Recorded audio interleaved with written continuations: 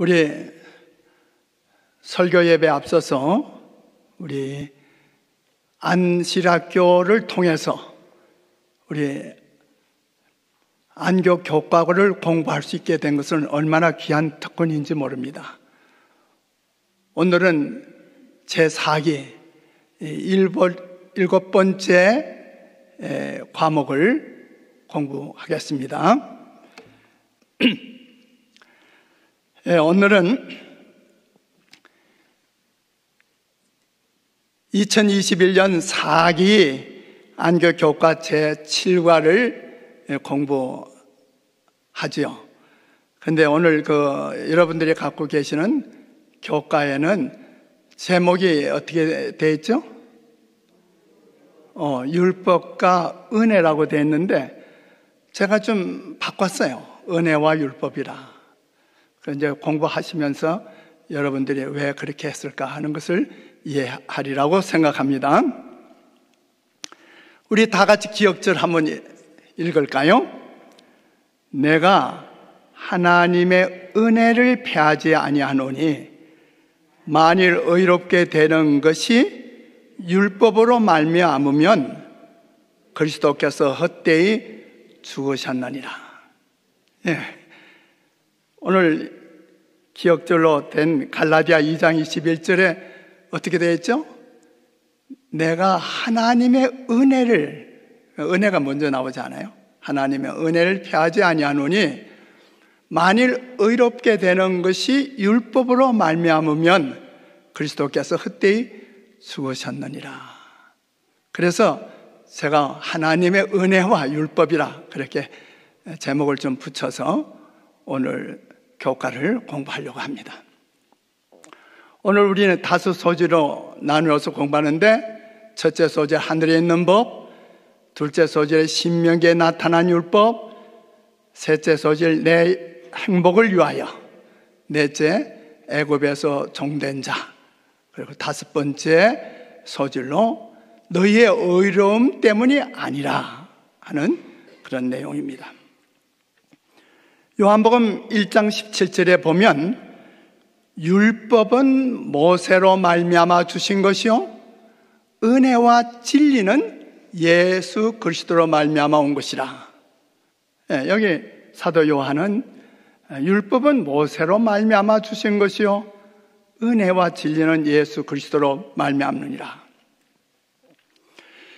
앞서 요한복음 1장 14절에 말씀이 육신이 되어 우리 가운데 거하심에 우리가 그의 영광을 보니 아버지 독생자의 영광이요 은혜와 진리가 충만하더라.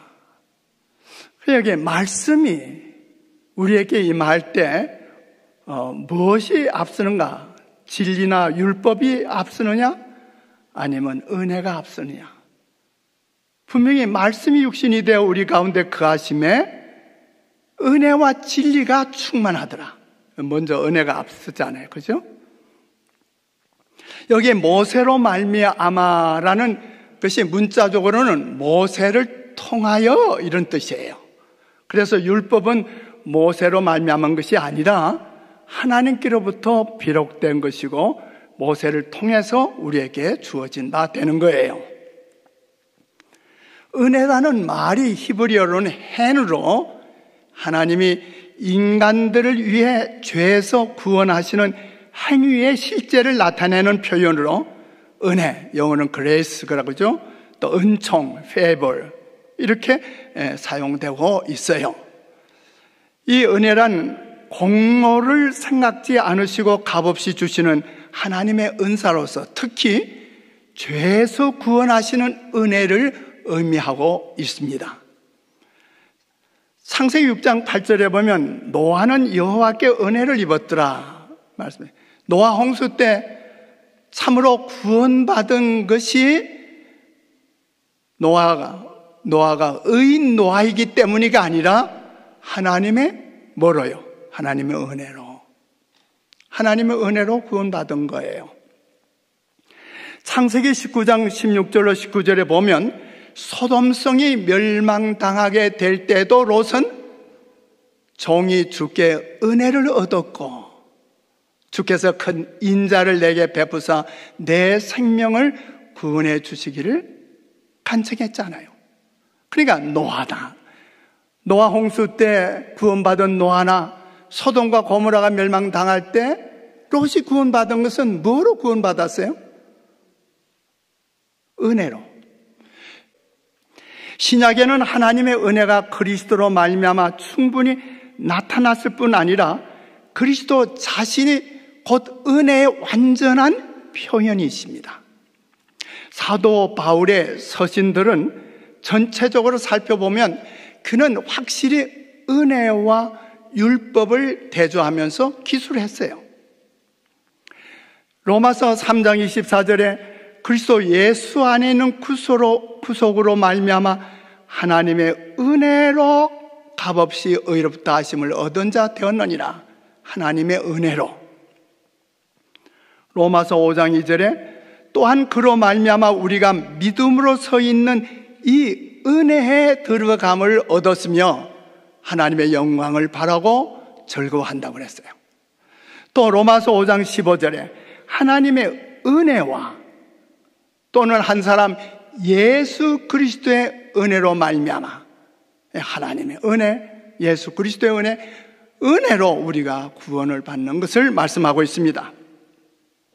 그래서 로마서 5장 20절과 21절에 보면 율법이 가입한 것은 범죄를 더하게 하려 함이라.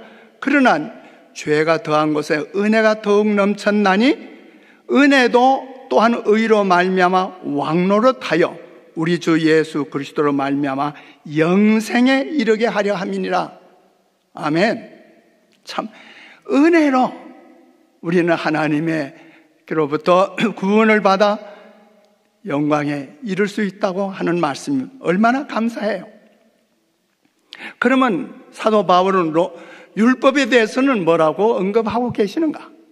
로마서 7장 12절에 율법은 거룩하고 계명도 거룩하고 의로우며 선하다라고 말씀하셨고, 로마서 7장 14절과 16절에 율법은 신령한 줄 알거니와 율법이 선한 것을 시인하노니 라고 말씀하고 있습니다.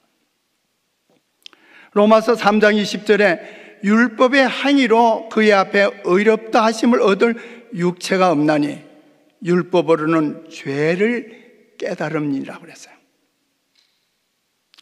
율법의 역할을 말하고 있는 거죠. 로마서 7장 7절에 율법으로 말미암지 않고는 내가 죄를 알지 못하였노라. 갈라디아 1장 23절로 25절에 보면 율법은 거울과 같은 역할을 함을 말씀하고 있어요. 여러분 거울을 다 사용하고 있지 않아요? 그죠? 우리가 거울을 왜 바라보나요? 거울을 왜 쳐다보죠? 내 얼굴에 뭐가 더러운 것이 묻었는가를 보기 위해서 보는 거 아니에요? 그래서 거울을 볼 때 내 얼굴에 더러운 모습을 보게 되는데, 그렇다고 해서 거울이 우리의 더러움을 씻어주지는 않잖아요. 그러나 거울이 없으면 내 얼굴에 뭐가 묻었는지, 뭐가 잘못된 것이 있는지 알 수가 없지 않습니까? 또 갈라디아 3장 24절에 보면 이같이 율법이 우리를 그리스도에게로 인도하는 몽학 선생이 되어, 몽학 선생, 좀 이해하기 어려운 말이지만 초등학교 선생이라는 뜻이에요. 유치원 선생. 여러분 유치원 선생님을 좀 보면 아시잖아요. 선생님이 앞으로 가면 조그마한 적은 아이들이 조롱조롱 따라가잖아요. 그래서 율법은 마치 유치원 선생과 같은 역할을 한다 그예요. 우리를 그리스도께로 인도하는데 바로 율법은 그 기능과 역할이 있다는 것을 말씀하고 있습니다. 그래서 로마서 10장 4절과 5절에 보면 그리스도는 모든 믿는 자에게 의를 이루기 위해 율법의 마침이 되시니라. 모세가 기록하되 율법으로 말미암는 의를 행하는 사람은 그 의로 살리라 하였거니와. 물론 모세가 기록할 때 율법으로 말미암는 의를 행하는 사람이 그 의로 살리라 하는 말씀을 하셨지만 바로 사도 바울은 이 말씀이 무슨 의미인가? 바로 율법은, 그리스도는 바로 율법의 마침이 된다, 이렇게 말씀을 하고 있어요. 그리스도는 그 자신이 하나님이 용납하시는 바 의를 얻는 수단으로서 율법의 마침이신 것이에요. 이와 동시에 율법이 폐지되는 것이 아니라 다만 그리스도 안에서 그 완전한 성취를 이루는 것이 바로 이 율법에 관계하고 있는 은혜예요. 율법이라고 하는 건 히브리어로는 토라라고 그러는데, 보통 율법, 영어로 law 그러잖아요. 율법으로 번역되지만 신명기에서 이 율법은 명령, 계명, 규례, 법도, 율법, 선거, 말씀, 이렇게 언급되고 있어요. 그러면서 모세 오경, 창세기, 출애굽기, 레위기, 민수기, 신명기, 이 모세가 기록한 5권의 책을 모세 오경이라도 하고 또는 모세 율법서라고도 말하는 거예요. 그런 거로 율법이란 십계명뿐만 아니라 모세와 선지자들이 기록한 모든 것을, 다시 말하면 구약을 포함하고 있다고 예수님께서 친히 말씀하셨어요. 너희가 모세의 율법과 선지자의 글에 또 시편에 나를 가리켜 기록한 것을 읽어보지 못했느냐, 예수님께서 말씀하신 거예요. 그래서 에베소 2장 8절에 너희가 그 은혜를 인해 믿음으로 말미암아 구원을 받았으니 이것은 너희에게서 난 것이 아니요 하나님의 뭐라고요? 선물이야. 하나님의 은혜예요. 그러므로 우리가 구원을 받는 것은 하나님의 은혜로 구원받는 거예요. 그래서 하나님의 선물을 받는 거예요. 선물을 받는 것은 우리가 무슨 대가를 받기 위해서 받는 게 아니잖아요. 그래서 우리가 구원받은 것은 우리의 무슨 선행이나 우리의 행한 행위 때문에 우리가 구원을 받는 게 절대로 아니라는 말씀을 하고 있는 거예요. 그런데 하나님은 사랑의 하나님이시죠. 사랑은 그분의 성품과 그분의 정부의 가장 중요한 원칙입니다. 하나님께서는 그분의 사랑에 대한 반응으로 우리가 그분을 사랑하기를 원하시기 때문에 우리를 도덕적 자유를 가진 도덕적인 존재로 창조하셨습니다.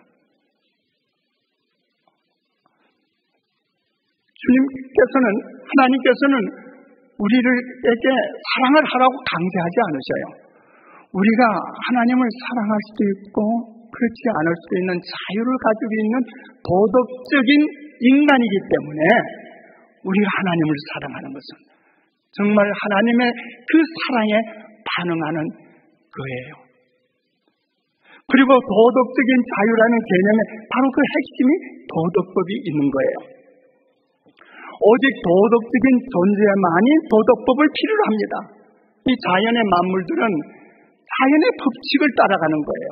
그건 도덕법이 아니에요. 자연의 법칙이에요. 그렇기 때문에 하나님께서는 하늘에도 천사들도 이 도덕법을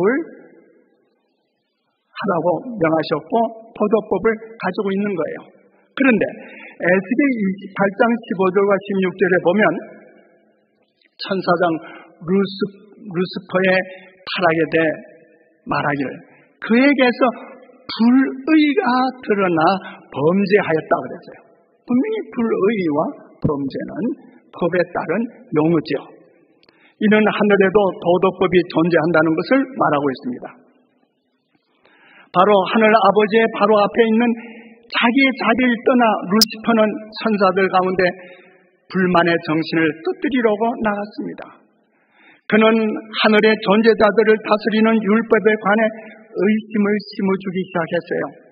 그는 다른 세계 거민들에게는 율법이 필요하지만 천사들은 더 높은 존재들이므로 그와 같은 속박이 필요 없다고 천사들에게 암시를 했어요.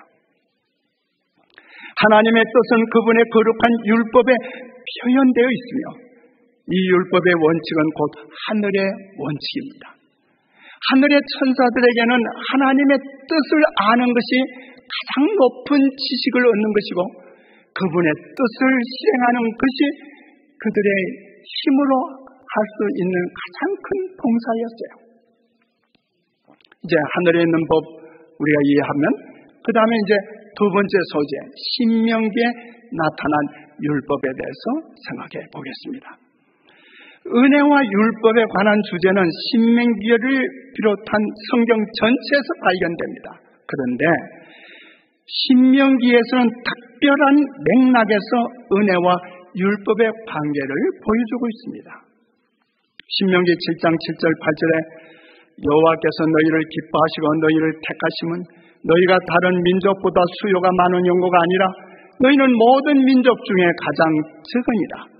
여호와께서 너희를 사랑하심으로 인하여 하나님께서 이스라엘 백성을 택하신 것은 오직 하나님께서 그들을 사랑하시기 때문에 이루어진 거예요.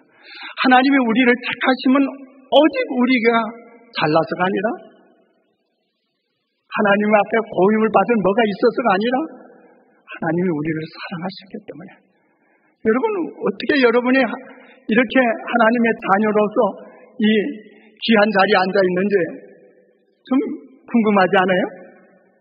우리 하늘에 가서 우리 주님께 직접 물어보십시다.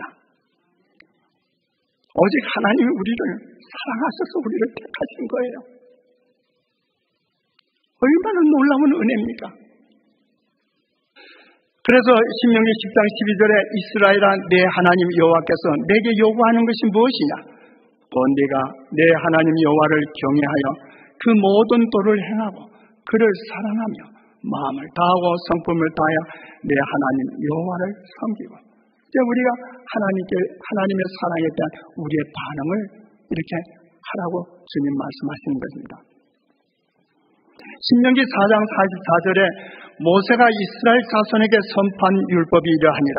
신명기 17장 19절에 평생에 자기 옆에 두고 읽어서 그 하나님 여호와 경외하기를 배우며 이 율법의 모든 말과 이 규례를 지켜 행할 것이다.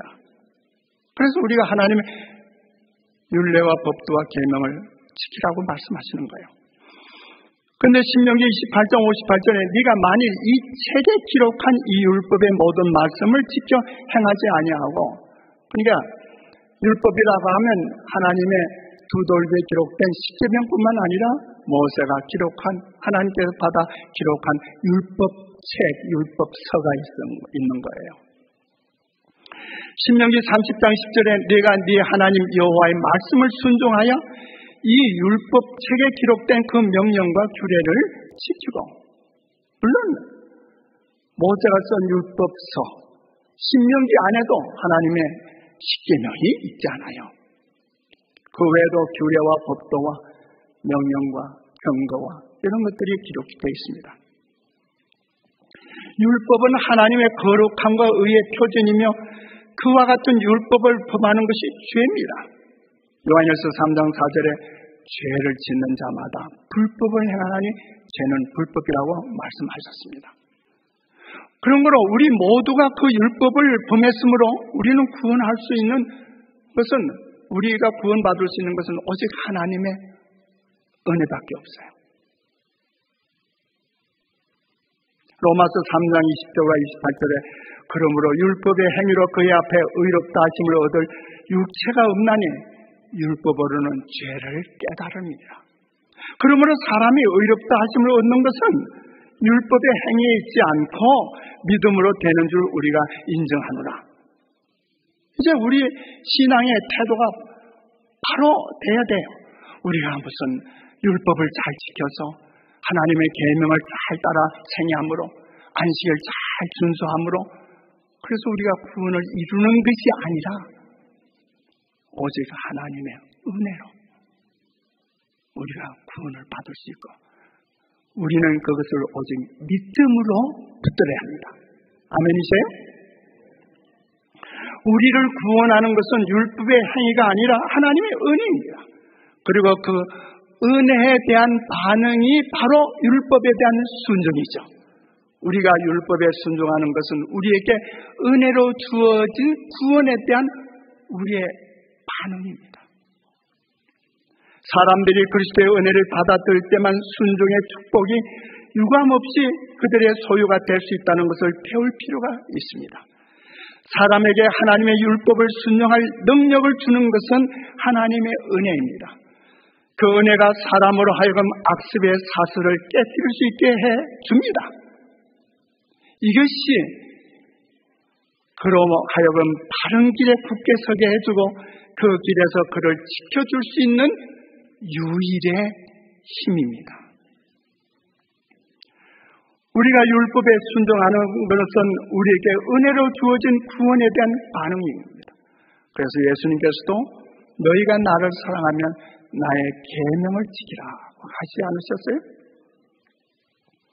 신명기 5장 22절에 여호와께서 이 모든 말씀을 산이 불 가운데, 구름 가운데, 흑암 가운데서 큰 음성으로 너희 총에 이르신 후에 더 말씀하지 아니하시고 그것을 두 돌판에 써서 내게 주셨느니라.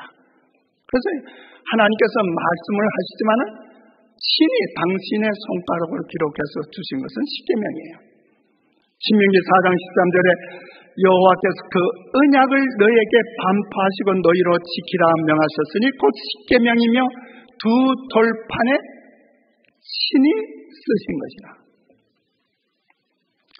신명기 5장 6절 15절에 보면 나는 너를 애굽 땅에서 종되었던 집에서 인도하여 낸 너의 하나님 여호와로라. 여호와 너희 하나님이 내게 명한 대로 안식일 지켜 거룩하게 하라. 너는 기억하라. 네가 애굽 땅에서 종이 되었더니 너희 하나님 여호와가 강한 손과 편팔로 너를 거기서 인도하여 내었나니 그러므로 너희 하나님 여호와가 너를 명하여 안식일을 지키라 하느니라. 여러분, 이 말씀을 보면서 뭔가 느껴지는 게 있어요? 뭐가 발견되지나요? 예? 어떤 말씀들이 이렇게 보여지죠? 너를 너희 내게 이런 말씀들이 아니에요? 이 말씀들이 꼭 10번 기록되어 있더라고요. 이 성경적 안에 10번. 자, 히브리어 원문에는 이 본문에 사용된 네 그리고 네개라는 단어가 단수로 나타나고 있습니다. 그 말은 하나님께서 이스라엘 민족 전체에게 말씀하고 계셨지만 만일 백성들 개개인이 순종하지 않는다면 그분의 말씀이 무슨 소용이 있겠습니까?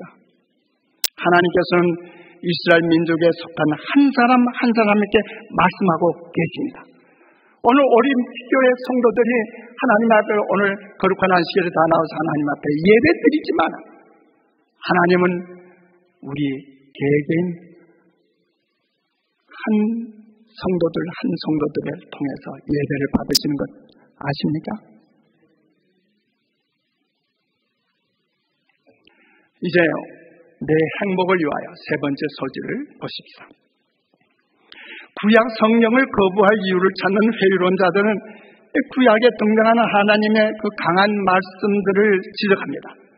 그들은 예수님과 비교할 때 구약의 하나님은 가혹하고 복수심이 가득하고 무자비한 분이라고 그렇게 주장합니다. 그러나 구약은 계속해서 하나님이 이스라엘 백성들을 얼마나 사랑하셨으며 그들에게 최선의 것을 주고자 하셨음을 보여주고 있어요. 신명기 33장 2절 3절에 여호와께서 시내에서 오시고 세일산에서 일어나시고 파란 산에서 비치시고 1만 성도 가운데서 강림하셨고 그 오른손에는 불같은 율법이 있도다. 여호와께서 백성을 사랑하시나니 모든 성도가 그 수중에 있으며 주의 발 아래 앉아서 주의 말씀을 받는도다. 하나님께서는 당신의 손을 통해서 당신의 손가락으로 기록하셔서 불같은 율법을 우리에게 명하시지만은 하나님은 우리를 어떻게 하신다고요? 사랑하신다고요. 사랑하시기 때문에 하나님은 최선의 좋은 것을 우리에게 주시는데 그게 율법이에요. 여러분, 부모님이 사랑하는 자녀들에게 주기를 좋아하지요. 줄 때 뭘 줍니까? 가장 좋은 것을 주려고 하지 않습니까? 우리 하늘 아버지께서 오늘 우리들 자녀들에게 당신의 자녀들에게 가장 좋은 것을 주려고 하는데 뭘 줄까? 바로 율법을 주신다는 거예요. 신명기 10장 12절 13절 그러므로 내가 오늘날 네 행복을 위하여 내게 명하는 여호와의 명령과 규례를 지킬 것이다. 네 행복을 위하여, 너의 행복을 위하여 내가 이 율법을 주는 거다. 내 행복을 위하여, for your good. 하나님께서는 그들의 자신의 유익을 위해 순종하라고 명령하고 계신 것입니다. 하나님의 율법, 즉 십계명에 순종하는 것은 전적으로 그들의 유익을 위한 것이었습니다. 하나님께서는 당신의 백성들을 향한 사랑으로 율법을 주셨고 그 율법에 순종하는 것은 그들 자신의 행복을 위해 지키는 것이에요. 신명기 4장 40절 오늘 내가 네게 명하는 여호와의 규례의 명령을 지키라. 너와 네 후손이 복을 받아 내 하나님 여호와께서 내게 주시는 땅에서 한없이 오래 살리라. 얼마나 좋은 말씀이에요. 자, 이 말씀을 하나님께서 우리에게 율법을 주시면서 하시는 말씀이잖아요. 이것은 너와 네 자손들의 행복을 위하여, 복을 위하여 주는 거다. 네가 내가 준 땅에서 한없이 오래 살아라. 장수의 축복까지 말씀하시잖아요. 출애굽기 20장 8절 11절에 보면 안식일을 기억하여 거룩히 지키라. 제7일은 너희 하나님 여호와의 안식일인즉 나 여호와가 안식일을 어떻게 했다고요? 복되게 하여 그날을 거룩히 하였느라. 우리가 안식일을 지키는 건 복 받는 거예요. 아멘 하시겠어요? 신명기 5장 16절에 너는 너희 하나님 여호와의 명한 대로 네 부모를 공경하라. 그리하면 너의 하나님 여호와께서 내게 준 땅에서 네가 생명이 길고 복을 누리리라. 자, 하나님의 십계명 중에 10계명 있잖아요. 그 10계명 가만히 보면 8계명은 하지 말라 전부 이렇게 말씀해요. 2계명만 하라는 계명이에요. 2계명이 하라는 계명이 뭐예요? 안식을 기억하여 그렇게 지키라. 내 부모를 공경하라는 뜻이에요. 나머지는 전부 하지 말라요. 살인하지 말라, 간음하지 말라, 도둑질하지 말라. 그러면 복을 주리라. 아니잖아요. 그것은 우리가 죄를 범하는 일에 우리를 막아주는 방어책이에요. 울타리 역할을 합니다. 그러나 하나님께서 주시는 복을 받을 수 있는 2계명은 하나님의 거룩한 안식일을 거룩히 지키는 것과 우리의 부모를 공경하는 거예요. 여호와의 명령을 준행하는 것은 자신을 속박하는 게 아님을 분명히 보여줍니다. 하나님의 명령을 순종하는 것은 짐지우는 행위가 아니라 우리의 참된 기쁨과 행복을 위함입니다. 그러면 반면에 계명의 불순종은 자신을 스스로 불행하게 만든다는 것, 불행하게 되게 된다는 것은 자연의 이치죠. 우리는 아무리 하찮게 보이는 하나님의 말씀 하나라도 무시하면 안전할 수 없습니다. 율법 가운데서 이생과 내생에서 다 같이 사람의 유익과 행복을 위하지 않는 계명은 하나도 없습니다. 사람은 하나님의 율법을 순종함으로써 울타리에 둘러있는 것처럼 악에서 보호를 받게 됩니다. 하나님께서 구축해 놓은 이 방어벽을 한 곳이라도 무너뜨리는 자는 그를 보호해주는 그 능력을 파괴하는 것과 다른 바 없습니다. 그러므로 다윗은 시편 119편 1절 2절에 행위 완전하여 여호와의 법에 행하는 자가 복이 있으며 여호와의 정거를 지키는 전심으로 여호와를 구하는 자가 복이 있도다. 다윗은 이 사실을 알고 있어요. 우리가 하나님의 법을 지키는 건 우리가 복받는 일이다 하는 것. 시편 119편 165절에도 주의 법을 사랑하는 자에게는 큰 평안이 있으니 저에게 장애물이 없으리미로다. 아멘. 우리가 하나님 말씀대로 행하면 우리 앞에 우리는 큰 평안을 누리며 살 수 있어요. 이제 네 번째 소지로 애굽에서 종된 자. 신명기에는 한 가지 주제가 반복적으로 등장합니다. 그것은 바로 하나님께서 이스라엘 백성들을 애굽에서 구원해 내셨다는 사실입니다. 신명기 4장 37절에 여호와께서 내 열조를 사랑하신 거로 그 후손 너를 택하시고 큰 권능으로 친히 인도하여 애굽에서 나오게 하시며, 신명기 16장 1절 4절에 아비브를 지켜 내 하나님 여호와의 유월절 예식을 행하라. 이는 아비브에 내 하나님 여호와께서 밤에 너를 애굽에서 인도하여 내셨습니다. 이같이 행하여 너의 평생에 항상 내가 애굽 땅에서 나온 날을 기억할 것입니다. 신명기 26장 8절에 여호와께서 강한 손과 편팔과 큰 유언과 이적과 기사로 우리를 애굽에서 인도하여 내시고, 계속해서 애굽에서 구원해낸 것을 말하죠. 선지자 미가도 미가서 6장 4절에 내가 너를 애굽 땅에서 인도해 내어 종로로 타는 집에서 속량하였다. 하나님의 은혜로 노예 생활과 압제로부터 당신의 백성을 구해내시는 출애굽 사건은 구약 전체에서 하나님의 크신 구원을 나타내는 예로, 상징으로 언급되고 있어요. 신명기 5장 6절 7절에 나는 너를 애굽 땅에서 종되었던 집에서 인도하여 낸 너희 하나님 여호와로라. 그러면서 이제 십계명을 말씀하기 바로 앞에서 말씀하시는 것이 나는 너를 애굽 땅에서 종되었던 집에서 인도하여 낸 너희 하나님 여호와라. 그런 거로 나 외에는 다른 신들을 네게 있게 하지 말라. 첫째 계명. 그러면서 둘째, 셋째 이렇게 나가는 거예요. 그런데 모세는 신명기 5장에서 이 십계명을 다시 언급하면서 특이한 출애굽기 20장에 나타난 십계명과 조금 다른 표현을 하고 있어요. 나는 너를 애굽 땅에서 종되었던 집에서 인도하여 낸 너희 하나님 여호와로라.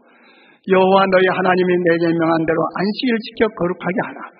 너는 기억하라. 네가 애굽 땅에서 종이 되었더니 너희 하나님 여호와가 강한 손과 편팔로 너를 거기서 인도하여 내었나니 그러므로 너희 하나님 여호와가 너를 명하여 안식일을 지키라 하느니라.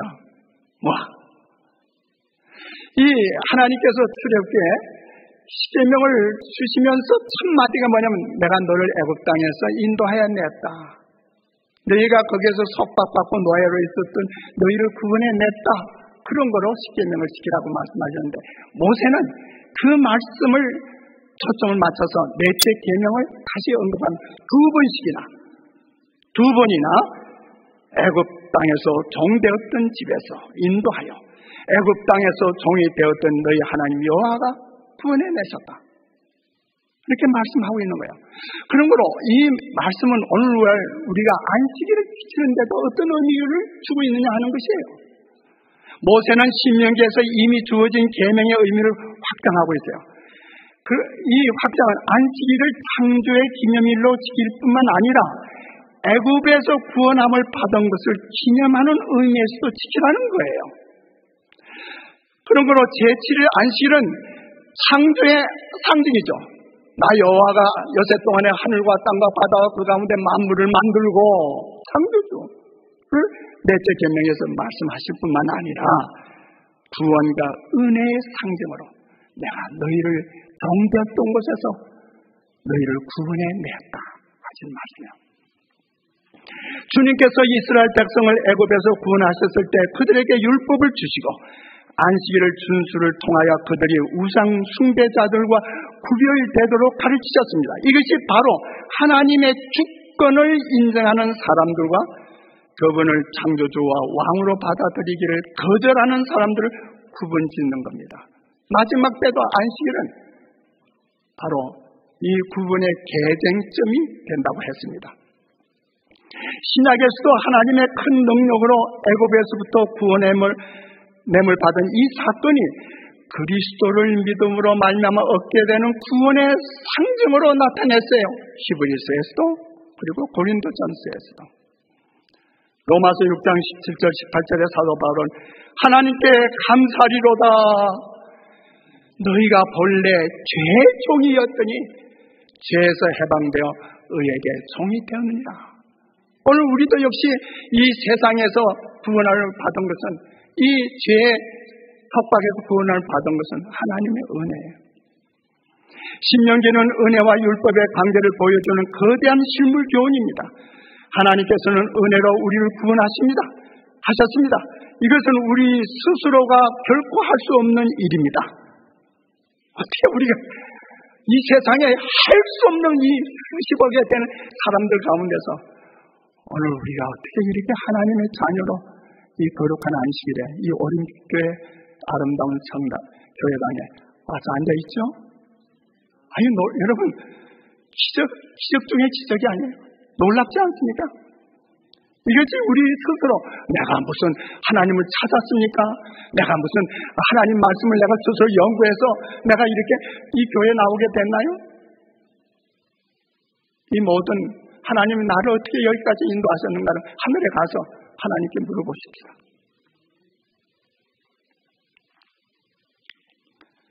이스라엘이 결코 그들 스스로 애굽에서 탈출할 수 없었던 것처럼 우리를 이 귀하게 세상에서 우리를 탈출시켜서 구원해내셔서 하나님의 거룩한 자녀로 삼으셨습니다. 이제 마지막 소식, 너희의 의로움 때문이 아니라 또 우리 하나님은 말씀하십니다. 성경을 기초로 하는 모든 신앙은 오직 믿음으로 말미암는 의라는 위대한 주제를 핵심으로 하고 있어요. 로마서 4장 3절에 성경이 무엇을 말하느냐? 아브라함이 하나님을 믿음에 그것이 그에게 의로 여긴 바 되었느냐. 신명기 9장 4절 6절에 네 하나님 여호와께서 그들 네 앞에서 쫓아내신 후에 네가 심중에 마음으로 생각하기를 나의 의로움을 인하여 여호와께서 나를 이 땅으로 인도하여 들여서 그것을 얻게 하셨다 하지 말라. 그렇게 말하지 말라. 네가 가서 그 땅을 얻으면 너의 의로움을 인함도 아니고 네 마음이 정직함을 인함도 아니다. 그러므로 네가 알 것은 내 하나님 여호와께서 내게 이 아름다운 땅을 기업으로 주신 것이 내 의로움을 인함이 아니니라. 우리 어떤 행위로 말미암아 우리가 이곳에 오게 된 게 아니에요. 신명기 9장 5절에 네가 가서 그 땅을 얻으면 이 민족들의 악함을 인하여 내 하나님 여호와께서 그들을 네 앞에서 쫓아내시무랴. 여호와께서 이같이 하시면 내 열조 아브라함과 이삭과 야곱께 하신 맹세를 이루게 하려 하십니다.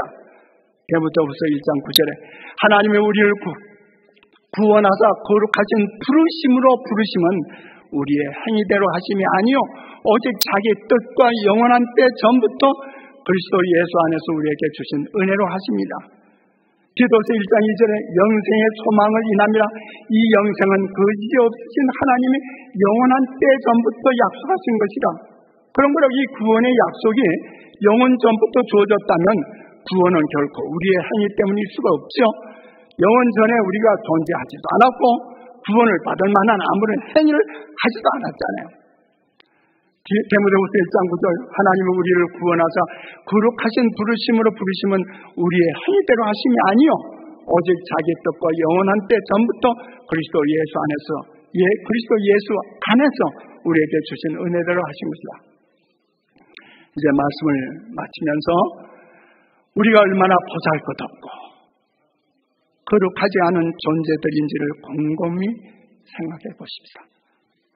우리를 구원하기 위해 바로 이 엄청난 은혜가 필요했음을 우리는 깨닫게 됩니다. 그리고 이 하나님의 엄청난 은혜가 십자가에서 예수 그리스도를 통해서 일어났습니다. 그러므로 하나님께서 우리를 구원하신 것은 우리의 행위 때문이 아니라 그분의 은혜 때문입니다. 아멘? 할렐루야!